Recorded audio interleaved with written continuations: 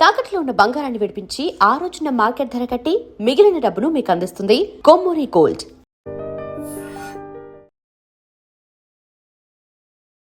అందరికీ నమస్కారం. Welcome to I dream. This is anchor Lasya Reddy. ప్రస్తుతం మనతో పాటు హరితస ధార్మిక సేవా సంస్థ వ్యవస్థాపకులు బ్రహ్మశ్రీ సూర్యకిరణ్ శర్మ మల్లాది గారు మనతో పాటే ఉన్నారు. ఆయన అడిగి బోల్డ్ అని విశేషాలు అడిగి తెలుసుకుందాము. నమస్కారం గురువు గారు. శ్రీరామరక్ష. ఎలా ఉన్నారు? అమ్మవారిదే. సో చాలామంది కామాఖ్య అమ్మవారిని వెళ్ళి దర్శించుకుంటూ ఉంటారు అండ్ కామాఖ్య అమ్మవారిని పూజిస్తూ ఉంటారు. అండ్ ఎస్పెషలీ ఈ 22, 26 తేదీల్లో గుడి మూడడం జరుగుతుంది. సో కారణం ఏంటి అండ్ వెళ్ళి దర్శించుకుంటే అమ్మాయిలకు ఎటువంటి ఫలితాలు అనేవి ఉంటాయి? లలితా సహస్రనామాన్ని నిశితంగా పరిశీలిస్తే శ్రీమద్వాగ్భవకూటైక స్వరూపముఖ పంకజ కంఠాధక్కటి పర్యంతం మధ్యకూట స్వరూపిణి శక్తికూటైకతాపన్న కట్యదో భాగధారిణి అని అమ్మవారికి పేరు. అమ్మవారికి స్థూల స్వరూపముగా ఏదీ చెప్పబడలేదు, అంతా కూడా మంత్రస్వరూపంగా చెప్పారు. అమ్మవారి శరీరాన్ని 3 కూటములుగా విభజించి వాగ్భవ కూటము, మధ్యమ కూటమి, శక్తి కూటమిగా వర్ణించారు.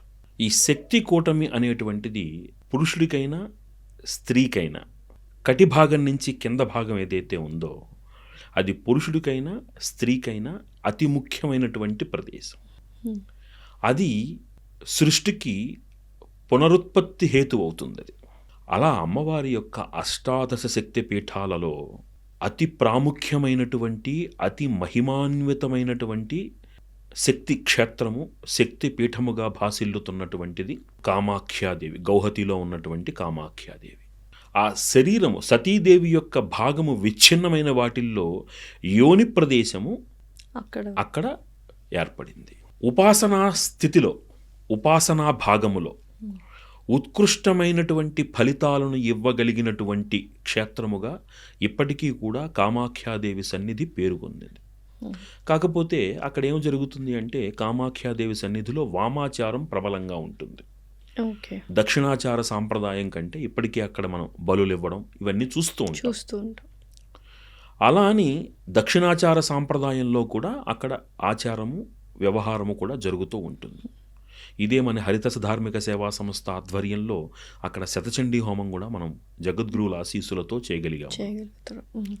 ఆ ప్రాంతంలో ఉన్నటువంటి మహాత్మ్యం ఏమిటి అంటే మొత్తము అమ్మవారి యొక్క దశమహావిద్య స్వరూపాలన్నీ కూడా ఆ కామాఖ్యాదేవి సన్నిధిలో ఉంటాయి.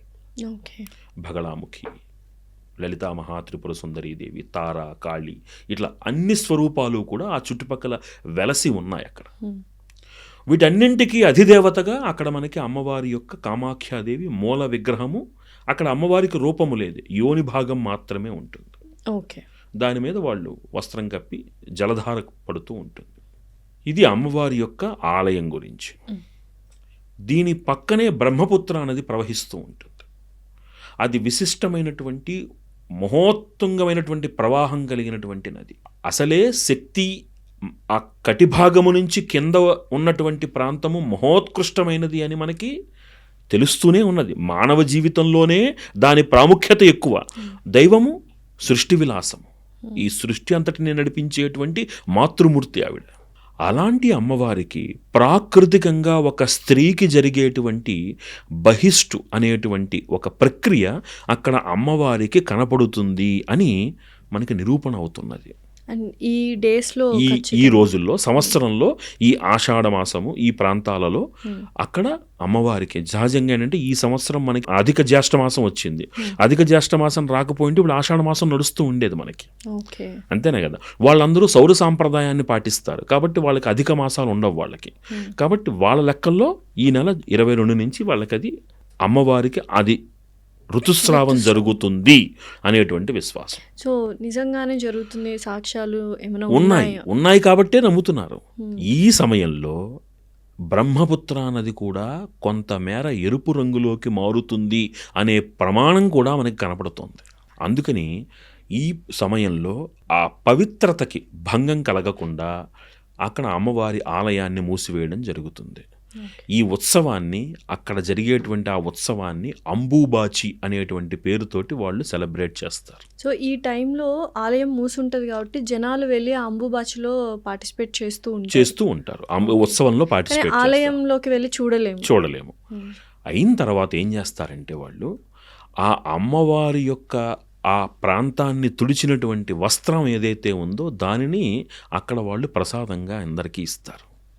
ఏమిటి దాని ప్రాముఖ్యత అంటే, ఆ ఎరుపు రంగు వస్త్రాన్ని ఎప్పుడైతే మనం తీసుకుంటామో మనలో ఉండేటువంటి అంతర్గత శత్రువులు, మనల్ని బాహ్యం నుంచి ఇబ్బంది పెడుతున్నటువంటి బాహ్య శత్రువుల నుంచి కూడా అమ్మవారు మనల్ని కాపాడుతుంది అనేటువంటి నమ్మకమే కాదు, ప్రమాణాలు కూడా మనకు కనబడుతున్నాయి. మహోత్కృష్టమైనటువంటి అంటే అమ్మవారి వివిధ స్వరూపాలు వివిధ కారణాలతో ఉంటాయి మనకి. ఉపాసనా విభాగంలోకి వెళ్ళాం అనుకోండి, అవన్నీ మనం బయటికి చెప్పలేం. కానీ ఉదాహరణకి చెప్తున్నాను, ఉపాసనా విభాగంలోకి వెళ్ళాం అనుకోండి, చిన్నమస్తాదేవి దశమహావిద్యలలో ఒక ఉత్కృష్టమైనటువంటి విద్య అమ్మవారిది. వజ్రవైరోచనీ దేవి అని కూడా పిలుస్తారు ఆవిడ్ని ఉపాసన చేసినప్పుడు శత్రువులపై విజయం సాధించటం అనేది తథ్యము. బగళాముఖి అమ్మవారిని బ్రహ్మాస్త్ర విద్యగా చెప్పబడుతున్నది. అలాంటి అమ్మవారిని కొలిస్తే ఎలాంటి పరాజయం లేనటువంటి దాన్ని ఏమంటారు, అప్రతిహతమైనటువంటి విజయపథంలో మనిషి దూసుకు వెళతాడు అని చెప్పబడుతున్నది. ఇవన్నీ కేవలము చెప్పబడుతున్నాయా అంటే సాధన చేసినటువంటి వాళ్ళకి ఫలితాలు కనబడుతున్నాయి. అలా ఈ అమ్మవారి యొక్క ఆ ఆలయంలో మనం చేసే అనుష్ఠానం కానీ, ఆ అమ్మవారిని చేసుకున్నటువంటి దర్శనం కానీ చాలా విధాలమైనటువంటి మానసికమైనటువంటి వేదనల నుంచి మనిషిని దూరం చేస్తుంది. అక్కడికి మనోవేదనతో వెళ్ళినటువంటి వాళ్ళు అక్కడి నుంచి వచ్చిన తర్వాత ఆనందంగా ఉన్నాము అని చెప్తున్న వాళ్ళు కొన్ని వేల మంది. అంటే ఏ వేదన, ఇప్పుడు మానసికంగా మనిషి వేదనగా ఉన్నాడు అంటే అర్థం ఏమిటి, అది ఏదో ఒక రకమైనటువంటి ఇబ్బంది పడుతుంది. ఆ ఇబ్బంది తొలగితేనే కదా వాడు ఆనందంగా ఉంటాడు. అంటే మానసిక వేదనతో వెళ్ళినటువంటి వాళ్ళు అమ్మవారి దర్శనం అయ్యి అమ్మవారి సేవ చేసుకున్న తర్వాత ఆనందంగా ఉండడం అనేది నిరూపణ అవుతున్నటువంటి సత్యం. సో అక్కడికి వెళ్ళి చూడడం కానీ వెళ్ళడం కానీ నియమాలు ఏమైనా ఉన్నాయా, ఇవి చెయ్యాలి అక్కడికి వెళ్ళాక, పూజలు కానీ? ఒక సాధకుడిగా వెళితే మీరు చేసుకునేటువంటి అనుష్ఠానాలు ఒకలా ఉంటాయి. ఒక భక్తుడిగా మీరు వెళ్ళి దర్శనం చేసుకుని వస్తే చాలు. మన స్థాయి ఏమిటో మనం తెలుసుకుంటే చాలు. మన సాధనా స్థాయిలో ఉన్నామా, భక్తుడి స్థాయిలో ఉన్నామా?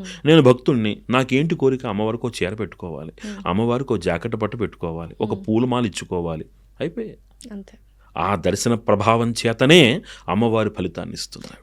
ఈ టైంలో వెళ్తే ఇంకా ఎక్కువ లాభం పొందుతారన్నది ఏమైనా ఉందా, లేకపోతే ఏ టైం ఏ సమయం అయినా సరే అమ్మవారి క్షేత్రం మహిమాన్వితం, అందులో సందేహం లేదు. అందులో ముఖ్యంగా కామాఖ్యాదేవి మహామహిమాన్వితం.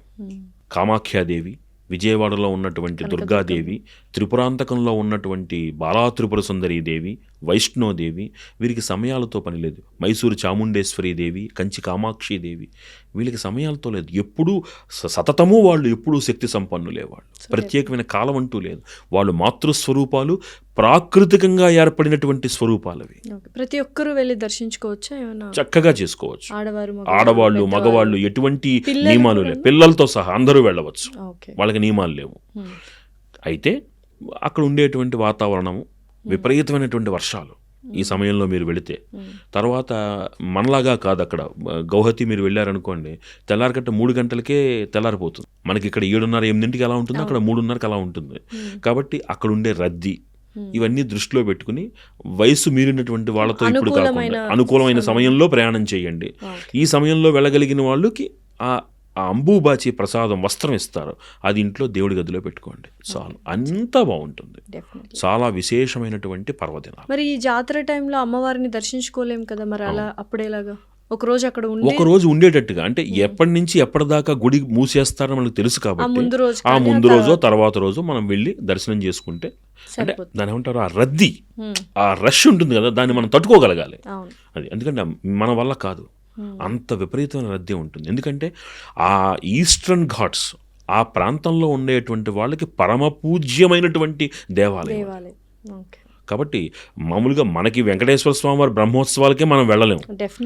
అలా బ్రహ్మోత్సవాలు మనకి ఎంత ఇంపార్టెంటో ఈ అంబుబాచి వాళ్ళకి అంత ఇంపార్టెంట్. ఎక్కడెక్కడి నుంచో వస్తారు జనాలు, ఒరిస్సా నుంచి, కలకత్తా నుంచి. ఎక్కువగా సంతాన సాఫల్యం కావాలనుకున్న వాళ్ళు ఒక్కటే కాదమ్మా, ప్రతి ఏ కోరికైనా సరే అమ్మవారి దగ్గర తీరుతుంది. నిస్సందేహంగా చెప్తున్నాను, అనుభవంతో చెప్తున్నాను. ఒక కోరిక అమ్మాయి వివాహం అని, చదువు, విద్య, మీరు ఏ మనస్సులో మీరు ఏ వ్యాకులత ఉందో ఆ వ్యాకులత తీరిపోతుంది.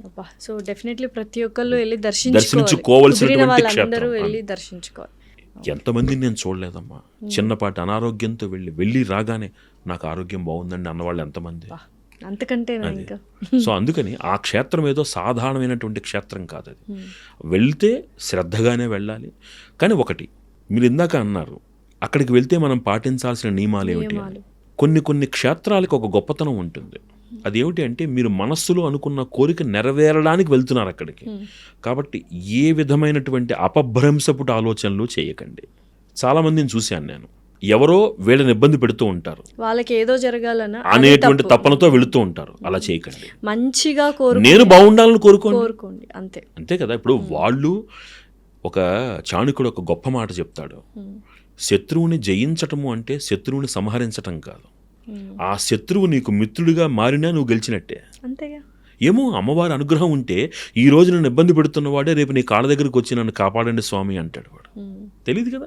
కాబట్టి ఎవరి చెడు మనం కోరుకోవద్దు, మనకు మంచి జరగాలి, నేను ఆనందంగా ఉండాలి, మనకు నచ్చిన వాళ్ళు ప్రేమించిన వాళ్ళు ఆనందంగా ఉండాలి, ఇంతే మన కోరిక. అలా ఒక మంచి సత్సంకల్పంతో వెళ్ళండి, కోరిక తీరడం తథ్యం. అంత మహిమాన్విత క్షేత్రం. అయితే వెళ్ళినప్పుడు మటుకు కొత్తగా వెళ్ళేవారు ఎవరైనా ఉంటే అక్కడ బలి ఇచ్చే సాంప్రదాయం ఉంది. కాబట్టి దయచేసి కొంచెం అలాంటి సున్నితమైనటువంటి అంశాలు చూడకుండా దూరంగా ఉండి మీ పని మీరు చేసుకుంటారండి. ఎందుకంటే మనసు కొంచెం మనకి అలవాటు లేకపోతే మనసు వికలమైపోతుంది. ఎటువంటి బలిదానం అనేది జరుగుతూ ఉంటుంది. దున్నపోతుల్ని బలిస్తారు, మేకల్ని బలిస్తారు. అవన్నీ చూసి మనం తట్టుకోలేము, మనకు అలవాటు లేదు కదా ఇవన్నీ. అక్కడ అది సాంప్రదాయం, దాన్ని మనం ఖండించకూడదు. అది సాంప్రదాయాన్ని మనం గౌరవించాలి, మనం మన పని చేసుకుని వచ్చేయాలి అంతే. అనవసరమైనటువంటి మళ్ళీ ఏమవుతుందంటే అలాంటి అసందర్భ వాటిలో మనం తలదూర్చామనుకోండి, ముందు మనం వెళ్ళినటువంటి కోరిక మనం మర్చిపోతాం. అందుకని కొంచెం జాగ్రత్తగా సునిశ్చితంగా కొన్ని వసతులు ఇస్తున్నారు. పెద్దవాళ్ళు వయోవృద్ధులు వెళ్ళారనుకోండి, టికెట్ డైరెక్ట్గా పంపించేస్తారు. యువకులు ఉన్నారనుకోండి, లైన్లో నుంచోవలసి వస్తుంది. అలా కొన్ని వసతులు ఉన్నాయి. సో అన్ని విధాలుగా మీకు ఆ గుడి ప్రాంగణంలోనే చక్కటి హోటల్స్ అవి ఉంటాయి. మీకు చక్కగా మీ ప్రయాణాన్ని ప్రణాళికబద్ధంగా చేసుకోండి. కానీ ఇంత హడావిడిగా అందరూ కలిసి చూసేయాలి, ఇదే టైంలో చూసేయాలి అనే నియమం ఏం లేదు. ఎప్పుడు వెళ్ళినా అమ్మవారు శక్తివంతురాలే. Thank you so much. Parameshwari అనుగ్రహం.